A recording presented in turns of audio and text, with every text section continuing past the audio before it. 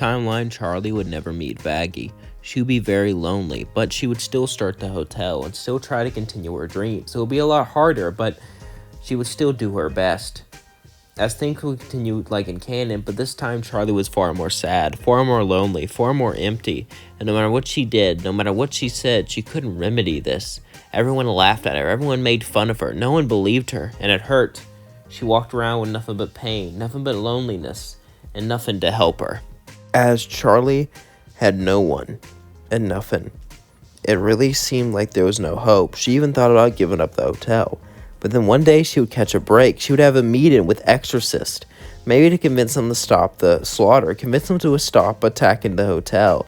As she would start to dance and sing, as Angel would just laugh and watch, as Alistair would say, "You're really getting into this, aren't you, dear?" "Yes, I am." As then she started to run away. As Alistair and Angel looked, Angel would say, "Think she'll give up after this?" Alistair would say, "I'm an optimist. I'll go to about 3 weeks." Angel would say, "You're on." As then they would bet money. As we cut to Charlie running in. As then we cut to a few days before. As Adam was going down to hell for the meeting, or setting up his hologram, I should say, Sera would walk to him and say, "Let me do it for you, Adam." Then laugh and say, "Why would I let you do it for me? I'm Adam, the first man on earth, and they're all terrified of me." That's exactly why I should do it. This isn't to scare them, it's to let them know we're moving up the exorcism and hearing out the princess of hell. Adam would say, "Hearing her out? Psh, she has some dumb plan anyway." Sera would say, "Adam, fine. As in, Sera would go down personally with loot. As Charlie opened a door, she would say, "Who are you?" "I'm a Seraphin, Adam's boss." As Charlie would say, I have an idea I want to talk to you about." Sera would say, "I have news, but I'll let you tell me about this idea. What is it?" Charlie would say, "Well, I'm making a hotel to redeem sinners." As Sera didn't really like this idea, but something about Charlie, the way she was so determined, the way that she was broken over and over again but kept going, it was so endearing. And the more she talked, the more sweet she realized she was, as Charlie just kept on talking more and more and more, explaining things about herself, explaining why she thinks the hotel will work. As she just kept on going, Sera wanted to stop her. Sera wanted to tell her she wasn't interested in the hotel, which she wasn't, but she was interested in Charlie. But she couldn't. This was Lucifer's daughter. Lucifer was kicked out of heaven. She couldn't date her. That would be so weird. As she had these strange feelings for her, Sera would simply say, I'll think about it. By the way, there's something I need to tell you," Sera would say. As Charlie would say, "What is it?" Sera would then stare at Charlie. This would be hard to say. Sera had to choose her words very carefully, as then she would just take a deep sigh and say, "We are moving the exorcism up, but don't worry. If you convince us about this hotel, I won't do it." As Charlie would say, "How would I do that?" "Just bring one of your guests up, and we'll have a conversation with them." Sera didn't believe in the hotel at all. She just wanted to see Charlie. As Charlie would agree, she would walk out. As then Sera would smile a bit, and Sera would say, "Oh, Charlie, before you go, you look nice." As Charlie would blush and say, "Thanks." As then she would walk away. As Charlie was confused by this, Sera complimented her. Angels usually were mean. They usually wiped out and slaughtered everything in their way. But why was Sera nice to her? She couldn't think about that now, though. She had to get these thoughts out of her head for one very simple reason. And that reason was just she had to save her people. As she would go to the hotel, she would then talk with Angel and say, "Hey, Angel, you're going to go to heaven soon." Angel would say, "What? You actually did it?" "Kind of. You're going for a meeting. And if it fails, exorcism was coming sooner." As Angel would say, "Great." As then Alistair would laugh and say, "Quite charming. Show off the effeminate fellow who does effeminate things. I'm sure that would go well." Charlie would say, "You're not helping." As then Charlie would go out and talk with Angel and try to help him prepare. As then we cut to Sera back in heaven, who couldn't believe she said this. As Sera was, she was confused. Why would she do this? Why would she give Charlie a chance like this? It made no sense. After all, she was a Seraphin. She was meant to protect heaven, not do this, not give in to what her plan this was. In our timeline, it took Lucifer to convince her. Now she just does it? Makes no sense. But she had to admit Charlie was pretty cute. She was so enduring, so sweet. As she smiled and thought about her all day, she realized something. She had a crush on Charlie. No, she's a demon and Lucifer's daughter. She can't do this. As she just kept on thinking this, she began to smile as she thought about Charlie, as she craved Charlie. As we cut back to Charlie and Angel. As Charlie would say, okay, Angel, be on your best behavior. Angel would say, got it, got it. Don't talk about sucking big long, as Charlie would then slap him and say, I'm serious. This is a big deal, you know. I have everything on the line. I'm sorry for slapping you. It was just, she would then sigh, as Angel would sigh too. Even though Angel's been rude, even though Angel's been hiding stashes, he did care about Charlie. Charlie was nice to him. Charlie was kind to him. He would go over and hug her and say, hey, I appreciate you. And even though we're probably going to die, or at least I am, you're probably not because you're royalty. Charlie would say, you're not helping. I just want to say that I appreciate everything you've done. As then Charlie and Angel would smile, as Charlie would bring Angel to heaven. As Charlie brought Angel to the meeting, Angel would be a bit nervous. He didn't know what to say or what to really do. After all, heaven was kind of a big deal, and this was a big deal to Charlie. He never really believed in the hotel, but if there was a chance for even to slightly work, this was it. But as they were going to the meeting, Sera would want to talk to Charlie alone. As Charlie and Sera walked away, Sera would hold Charlie's hand. As Charlie blushed, she would say, what's up? As Sera would say, I had to tell you something, Charlie. Charlie would then look at Sera, confused. What is it? As Sera would say, Charlie, I like you, but I know you're a demon. It could never work. As Charlie would say, Sera, I like you too. Let's have some fun, just me and you. As at first, it would just be a one-night stand, as Charlie would take Sera away, and they would have some fun, as they would use magic to replicate things, I would just say. As then, the next morning, Charlie and Sera got up. As they realized they weren't at the meeting, they would run.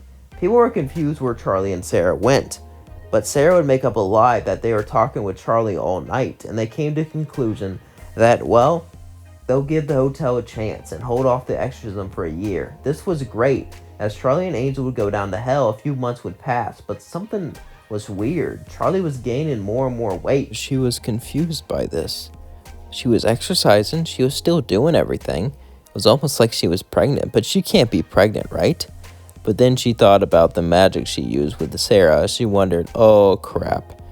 As Charlie would call Sera, they met every now and then from now on. As they were kind of dating, kind of not, it was complicated. Charlie would call Sera, and Sera would say, hey, you ready for a night of fun? Charlie would say, I think you got me pregnant. Sera would say, wait, what? How did... Oh, the magic. Yeah, can you come down? Sera would have to make an excuse and hide where she was going. As she came down to the hotel, she would feel her stomach and then use a spell. As they saw it, a baby growing inside of her, a baby girl. As Sera would say, well, we're having a girl.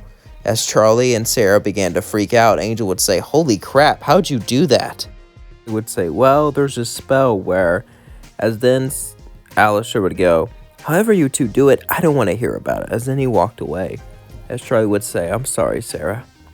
You know, you don't have to help take care of this baby. I can just have it here, and you can... Sera would say, don't say that. Even if I had to come here in secret, I'll help raise our child. As then they would smile and kiss each other. As then more months passed. As it got closer and closer to the due date, eventually Charlie would give birth, as Sera would visit every once in a while.